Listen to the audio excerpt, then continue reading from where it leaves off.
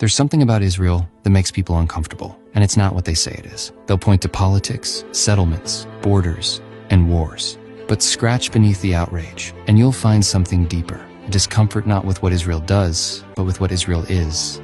A nation this small should not be this strong. Period. Israel has no oil, no special natural resources. A population barely the size of a mid-sized American city. They are surrounded by enemies, hated in the United Nations, targeted by terror, condemned by celebrities, boycotted, slandered, and attacked. And still, they thrive like there's no tomorrow. In military, in medicine, in security, in technology, in agriculture, in intelligence, in morality, in sheer, unbreakable will. They turn desert into farmland. They make water from air. They intercept rockets in midair. They rescue hostages under the nose of the world's worst regimes. They survive wars that were supposed to wipe them out and win. The world watches this and can't make sense of it. So they do what people do when they witness strength they can't understand. They assume it must be cheating. It must be American aid. It must be foreign lobbying. It must be oppression. It must be some dark trick that gave the Jews this kind of power. Because heaven forbid it's something else.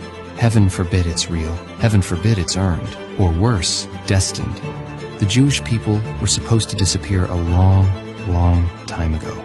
That's how the story of exiled, enslaved, hated minorities is supposed to end. But the Jews didn't disappear. They actually came home, rebuilt their land, revived their language, and brought their dead back to life, in memory, in identity, and in strength.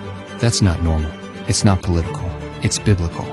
There's no cheat code that explains how a group of people return to their homeland after 2,000 years. There is no rational path, from gas chambers to global influence. And there is no historical precedent for surviving the Babylonians, the Romans, the Crusaders, the Inquisition, the pogroms, and the Holocaust, and still showing up to work on Monday in Tel Aviv. Israel doesn't make sense, unless you believe in something beyond the math.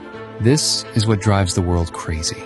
Because if Israel is real, if this improbable, ancient, hated nation is somehow still chosen, protected, and thriving, then maybe God isn't a myth, after all. Maybe he's still in the story. Maybe history isn't random. Maybe evil doesn't get the last word. Maybe the Jews are not just a people, but a testimony. That's what they can't stand. Because once you admit that Israel's survival isn't just impressive, but divine, everything changes. Your moral compass has to reset. Your assumptions about history, power, and justice collapse. You realize you're not watching the end of an empire. You're witnessing the beginning of something eternal.